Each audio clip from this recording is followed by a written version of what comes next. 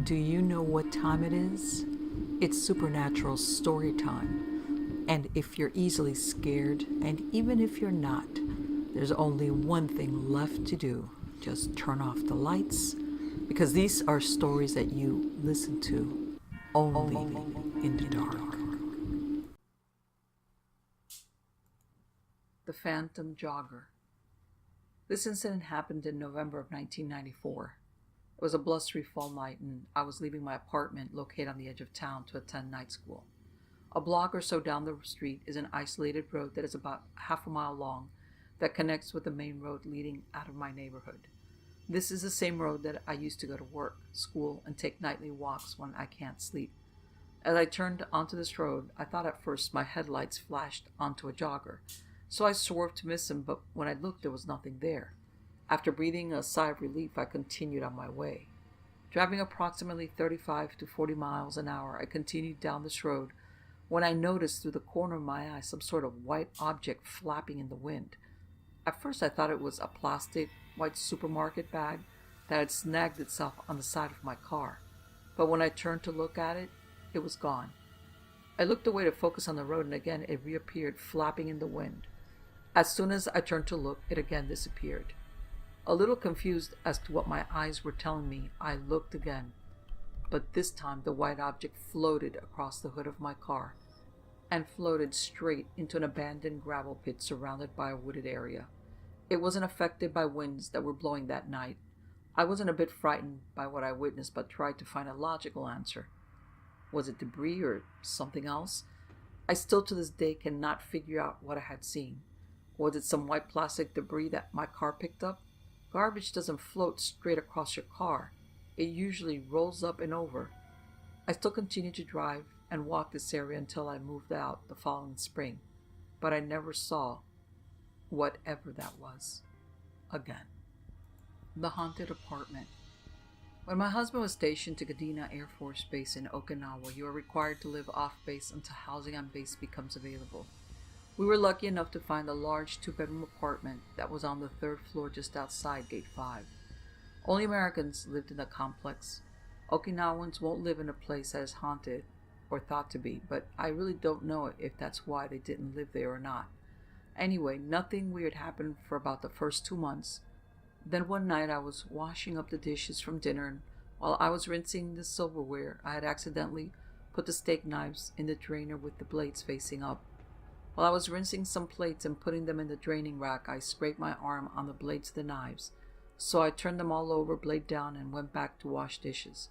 My husband came in and was talking to me for a few moments, and when I got through rinsing some dishes and was in the process of putting them in the rack, I discovered all the knives were turned over again with the blades up. This shocked me, and I asked my husband if he turned them over while he was talking to me, and he said that he had not. The next thing that happened was around Christmas. My husband was sitting at the desk working on the computer when all of a sudden he gasped, jerked his glasses off, and scooted his chair back all at the same time.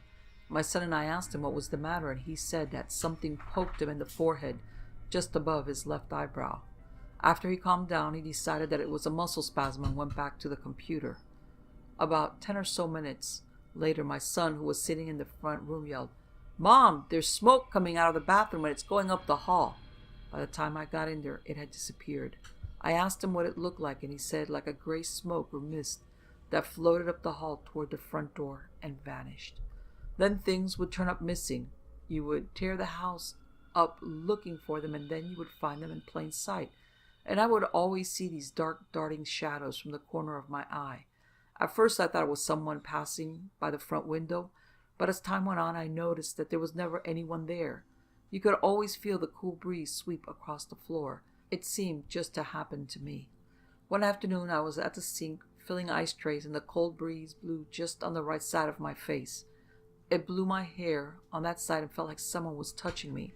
Now, I know what you're gonna say, and no, I didn't have any windows open, no fans going, and the air conditioner was not on. It was still early spring. About that time, early April, our neighbors upstairs moved on base. Their apartment stayed empty for 3 weeks, and during that time you could hear footsteps. They would sound heavy like an adult, or run like a child. You would hear furniture being dragged across the floor, rappings, tappings, and bangings. I thought someone must have moved in and went upstairs to meet the new family, only to find that the apartment was still empty. During the last of May, we were getting ready to move on base, and the activity increased. I was taking a nap and my son came in and woke me up. He was a little scared and told me he saw a ghost, so I got up and he showed me where he saw it. There's a small hall that leads to the bathroom, and on one side is a small Japanese washer, and on the other side is a sink with a large mirror. He was trying to pull out a loose tooth. He's 11 and he had climbed up in the sink to see better. While he was wiggling his tooth, he happened to look up in the mirror and could see a grayish thing watching him. It was peeking from the right side of the washer. He said it was kind of wrinkled and had black holes where its eyes were, a slit for the mouth, and looked kind of skull-like. He said it startled him, and when he turned to look at it, it vanished. He thought he was just seeing something and blew it off and went back to wiggling his tooth. He looked up in the mirror again and there it was, only this time it was peeking from the left side of the washer, and again it vanished when he turned to look at him. That's when he came and got me. It wouldn't show itself to me. The next day my son and I was playing a computer game and we heard this crash come from my bedroom. We got up to see what it was and my lamp had been knocked off in the floor. Now there is no way it could have just fallen off on its own. It's heavy and it weighs about 15 or 20 pounds. We cleaned up the mess and when my husband came home from work I told him what had happened. Well, later on that night I got dressed for bed and I decided to look at my coins. I have several including 3 mercury head dimes.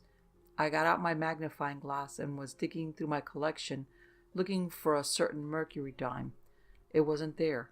I found the other 2, but I couldn't find the one I was looking for. So I tore up my bedroom looking for it. I went through my nightstand drawers and under the bed, but I couldn't find it.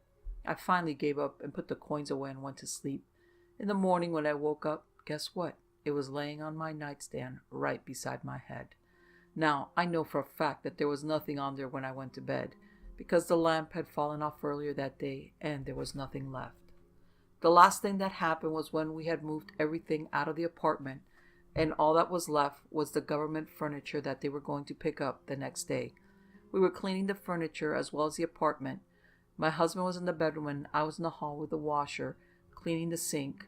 My husband had the only roll of paper towels that we had left with him. I asked him if he had any more. He said yes, that they were on the dresser. I went to get them and I couldn't find them. We looked in the bedroom, front room, and kitchen. He was getting all frustrated because he couldn't find them. After a while we gave up and went to bed. In the morning when we got up, my son was already up and he was eating a Pop-Tart wrapped in a paper towel. My husband asked him where he got the towel from, and he said that they were laying by the phone. And sure enough, there they were in plain sight. One last thing, ever since we moved into the apartment, there was a bad smell. It was like rotten eggs or sulfur. It wasn't there all the time. It would just come and go. Was it connected to the haunting? I don't know, but I have a feeling it was. The small creature. When I was 8 years old, I woke up one night and had to go to the bathroom. When I came back, I got in bed and pulled the covers up to my chin. We had a hallway light that was left on all night so we could find our way to the bathroom at the end of the hall. As I lay there for about 1 minute, I saw a shadow coming down the hall and I thought, oh, I must have woken my mom up and she's coming to see what I'm doing. I was shocked to see a little man, about 2 or 3 feet tall, turn in my doorway. He just stood there and I couldn't see his face because once you step in my doorway, the hallway light doesn't shine on you anymore. I could tell that it had a hat on that looked like the kind that the pilgrims wore. I could also tell that it had a long, bushy beard, but I could not see his face clearly. I sat there and I was so scared I couldn't move. Then he started to walk to the end of my bed. I just about shit my pants. The only thing I could think of was to lay down and pull the covers over my head, because he blocked the only exit out of my room. I lay there under the covers waiting for him to go to bed and grab me. I must have laid there about 5 minutes, but it seemed like eternity. I finally got the courage to slowly pull the covers down and I couldn't see him anymore. I jumped off the end of the bed in one leap and flew to my parents' room. I woke my mother up and told her what I had seen, but she just said I was dreaming and to go back to bed. I'll tell you that I went and turned on every light in the house and looked around all over the place. I didn't go to sleep until the sun came up, and I am positive that I did not dream it. I am 40 years old now, and I still am a little afraid of the dark. The only people I have told this story to is my mother, who passed away in 1978, and my present wife. The truth is, no matter how old you are, something like this haunts you for the rest of your life. The Cursed Church. I live in Virginia, just outside of Washington, D.C. There's a churchyard in Maryland, which is about a half-hour's drive away. It's just down the street from my ex-girlfriend's house. One night, a friend of mine and I were driving around just talking and stuff, and we ended up in Maryland, and there was a restaurant I wanted to go eat at. On our way to the restaurant, we drove by the aforementioned church. It was around 2 a.m. Right as soon as we passed the church, I pulled my car over to the side of the road, and both my friend and I looked at each other and asked each other if we felt a cold feeling as we passed the church. It was winter time, but I had the heat on in my car, and if anything, both my friend and I were very hot inside my car. But for some reason, we both got incredibly cold the moment we passed the church. To test it out, we went back a week later, and we experienced the same feeling. We went back at different times of the day, and no matter what time, if it was 2 p.m. or 2 a.m, it was always the same feeling. My ex-girlfriend told me about something that had happened right near the church. When you're driving on the road that the church is on, there's a bunch of trees, kind of a mini forest, that go back a little ways. Supposedly, about 6 or 7 years before, sometime around the beginning of the decade, 2 girls were found murdered in those woods.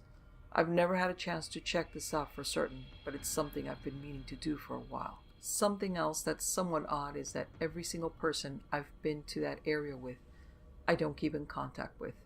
My ex-girlfriend and I had a pretty bad breakup, and we didn't quite work out as friends. The friend I mentioned and I started getting into a lot of fights over things, and we no longer have contact with each other. Another person who went to the church with me was the aforementioned friend's ex-girlfriend. We spent a lot of time together, and she's a photographer and was interested in taking pictures of the church. One night we braved the chilling feeling and parked in the church and used 2 rolls of film on pictures of the church and the surrounding area. She developed her own film and has never had any of her film go bad, but not a single one of the 48 pictures we took turned out. As for my relationship with her, she went back to her ex-boyfriend when she found that I had feelings for her, and basically left me with a broken heart. I've never been to the church by myself, and it's something I'm not planning to do ever again. The Old Woman in White. In the winter of 1995, I worked in a youth home that was over 100 years old. Since it was during Christmas vacation, most of the kids had gone to their families or stayed with friends, and only 8 were at this large home. Late at night, I walked down a dark hallway, making sure all the kids were in bed. At the end of the hall was a large mirror. Looking down this hall, I could see myself and the hall behind me. I also saw an old woman dressed in white. She had no expression on her face, but we made eye contact through the mirror. Without turning my head, I called out, asking why she was upstairs. I had thought she might be a staff member, though there were only 2 other staff members and neither of them looked anything like her. The woman slowly turned away and started walking. I whipped my head around and still saw no one. I jogged down the hall and rounded the corner and still saw no one. At that moment, I felt very uncomfortable, as though I was in someone else's house without their permission. I left the area shaking and went to speak with the other staff members. Keep in mind that there were no kids on that side of the house. After speaking with several staff members in confidence over the next couple of months, I uncovered that most of them had seen this same woman in white. One staff member stated that she felt a hand grab her shoulder, but she didn't see anyone, nor was anyone home at that time. Another staff member, who was my supervisor, heard his name being called loudly. He ran down the stairs and saw a smoky apparition of a woman in white just before he ran through her. He said he felt a bone-chilling cold, and he experienced a sense of terror, but thought the feeling was from the ghost, not from him. At noon, while the kids were at school, 3 staff members witnessed the woman in white walk by the door of the main office. Since the doors were locked and no one was home, they had thought someone broke in. When the staff members went out to talk to the woman, no one was there. Several of the kids that are housed here reported seeing a woman as well as a few other people. One girl who was very stable and never cried was screaming. When I had gone in to see what was wrong, she said a woman walked into her room and smiled at her. This same story was told by several of the girls. Since this place houses young girls, the staff felt it best to vehemently deny any stories about ghosts. At least one case, a staff member was fired due to their inability to keep this fact a secret. After researching this house, I found that it had once been privately owned by a family who had been murdered in the house. This is a true story. No place to live. There's more than corn in Indiana, or at least from my experiences, there's a few ghostly hauntings to visit you along the way. My first experience with ghostly guests was when I was about 7 years old. We lived in a small house near the old Grand Trunk Railroad that crosses through our two cities, South Bend being the other one. One summer night, I was lying awake in bed looking out my window into the darkness, dreaming boyhood things that typical 7-year-olds dream about, when all of a sudden, this dark, faceless shadow figure looked in on me from the window, holding what looked to be a lantern that emanated an eerie glowing light that did not cast about the house or figure but stayed within its lantern shape. Terrified of this visitor that was watching me from my window, I darted out of my room screaming for my mom and dad, which slept in the room next door. My father went outside to investigate and found no footprints at the window, and the dog outside was calm. It had rained earlier, and my mother had a garden around the foot of the house, in the back, and in the side with fresh dirt, so there should have been something, but there were no tracks. Of course, my parents dismissed me and let me sleep on the couch that night, for I was too terrified to go back to the bedroom. The next morning, I went about my daily ritual of bothering the next-door neighbor lady, which was one of the older senior citizens who us block kids liked hanging around with, and I told her about my visitor. As I described what I saw, her face became pale, and she told me that 20 years before, her husband worked for the railroad as a switchman, and it was just down the path a little ways from the house at the tracks. That very night he met his death from a train while walking home along the tracks from work late at night. My parents were a transient type of family, so we ended up in various places during the 12 years I lived with them. We moved to Plymouth, Indiana for a while when I was about 10 years old. One day while we were walking down the street with the neighborhood kids on my way to my first day at school, we passed a boarded-up house where the group of the other kids told me was haunted. They told me a few years prior, a young single woman was brutally raped and murdered in that house, and ever since everyone was scared of going in it. Being the inquisitive type that I was, I took it upon myself to prove those scaredy cats wrong and go explore the house myself. I took my trusted dog with me one day over to the house, and I entered the doorway. My dog's hair raised on his back and he ran. Thinking nothing about his odd behavior, I continued into the house. I explored the house from room to room for a while and nothing happened. Then, while standing in the dining room looking around, a very cold chill overcame me, and I felt something ice cold grab my arm and hold it tight for a few seconds. I was scared out of my wits and ran home as fast as I could. I felt a burning sensation on my arm where it was held by that chilling hand, and discovered a bright red mark on my arm the shape of slender fingers. To this day, I still have a scar on my arm in the place of that mark that outlines a finger, and since that day I've become oddly sensitive of apparitions, and in most cases they tell me who they are and why they are there. Then, when I was about 11 years old, I was living in a foster home, and while our foster parents were away one night, my foster sister and brother and I got bored and broke out the Ouija. We played with it for a while when all of a sudden this horrible pig-like demon thing started scratching at our living room window, and the pointer on the board was going nuts. Of course, we swore off the Ouija board ever since. Maybe this has something to do with the previous encounter, I'm not sure, but the next story is. All my other encounters with spiritual sights from that day until I was 25 years old was more of a sensing than of an actual visit. But one night, I was visiting a girlfriend and her friend's house up in the woody neighborhood area of the Notre Dame campus. I told the girls I had to use a tree. It would be right back, and proceeded to the woody section next to her house. I entered the section and saw this ghostly woman, about 19 or 22 years old, standing there crying, and I asked her why. She told me her name was Mary and that she was raped and murdered in 1971 at that spot while on her way to class. She wanted to see her mother in Philadelphia, but did not know how to get home. We must have been in a ghostly conversation for a spell, because the gals were calling for me and throwing their usual shake it more than once insults. I walked out of the cluster of trees, and they said I was white as a ghost. I usually am after an encounter. They seemed to take a lot out of me, and I was chilled to the bone. I told Susie, my girlfriend's friend, about what I saw and what the woman told me, and Susie said, without a doubt, that situation occurred. If you think these incidents are interesting, you should read my great-grandfather's book on poltergeists, Fact or Fiction, circa 1910. One of the first scientific studies ever conducted in the Midwest. One of the stories I recalled my grandfather telling me was when he was a boy, he used to go to the field trips with his father, and there was this farmhouse that was haunted. It was something that they were investigating. Every time someone tried to live there, hot iron nails would fly at them from nowhere and suddenly disappear as fast as they came. I guess then it's something in the family.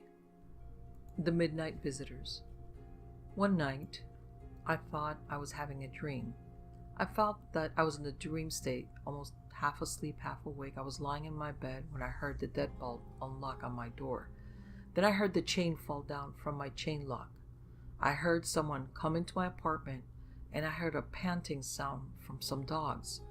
I heard this person walk into my kitchen, and he ran the water in the sink.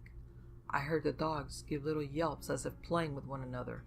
I heard the man speak softly to them. I heard the tapping of their toenails on the linoleum floor in my kitchen. I was trying to get out of my bed so I could hide in my closet or something, but guess what? I couldn't move my arms or my legs. I couldn't cry out or scream. I told myself this usually just happens when you are dreaming, so don't be afraid. This will pass. You will wake up. But I couldn't get myself awake. I then heard the dogs coming down the hallway and head towards my bedroom. I shut my eyes as tight as I could. I pretended to be asleep. Asleep in a dream, how ironic. I felt a very heavy paw or two coming to the bedspread. I felt the hot breath of one of the dogs on my face as he sniffed me. Then, the way my English pointer used to do, the dog breathed out hard with its nostrils, and I felt the bangs on my forehead blow up into the air. I was scared to death, and I could only hear my heart pounding so very fast and felt the blood pumping inside my ears. I was about to realize that this man was about to come into my room and maybe rape me or kill me when I heard him, from my front door, call out to these animals. I never looked at them. I assumed they were dogs because I have owned many a puppy in my time, and they made the same noises.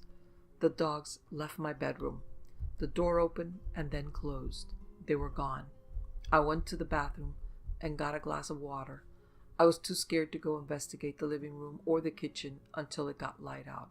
I tried to go back to sleep, but it was tossing and turning, and finally I got up about 5:30 a.m. as the sun was coming up. I made sure the door was locked.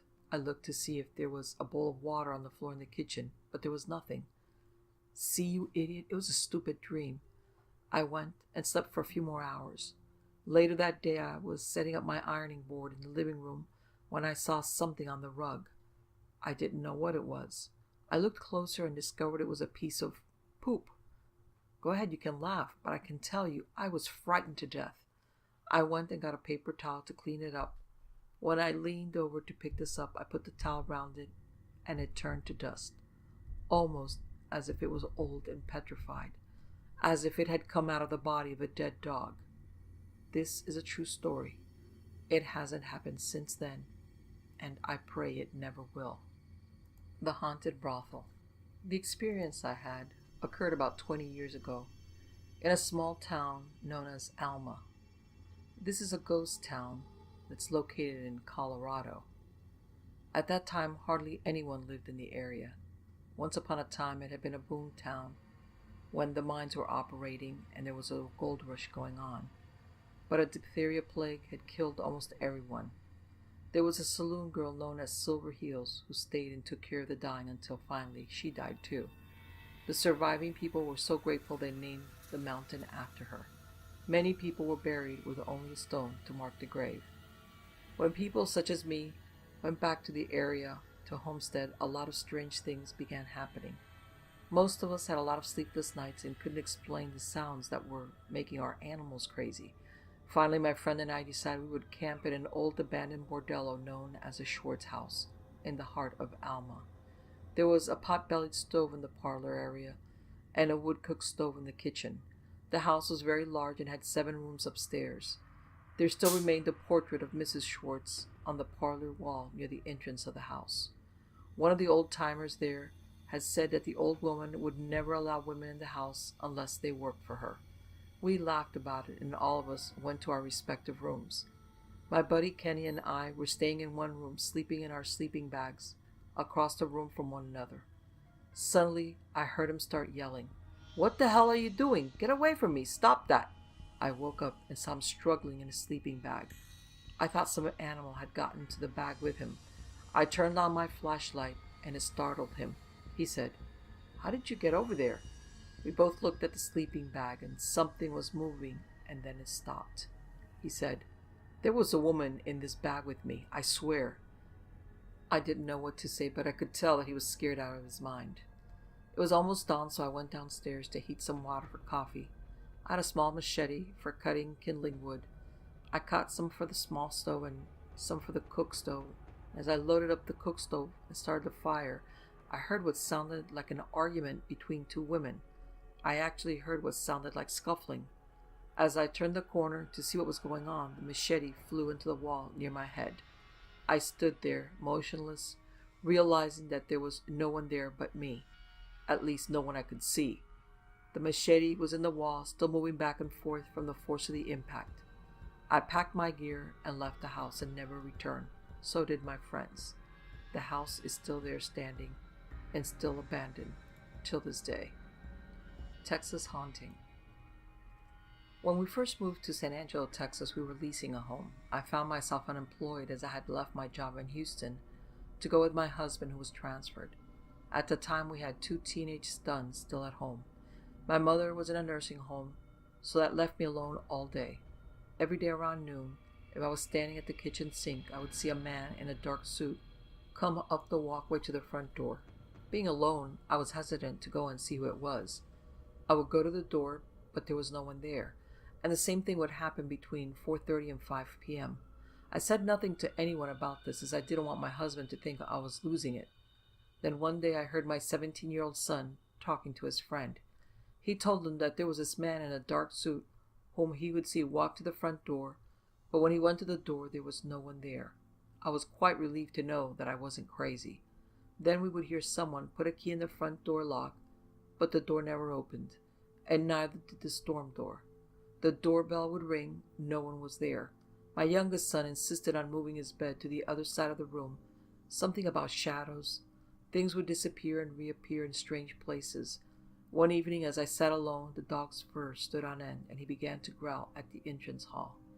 I looked, and there was this smoky-looking stuff that came together and formed an elongated oval shape, and then just disappeared.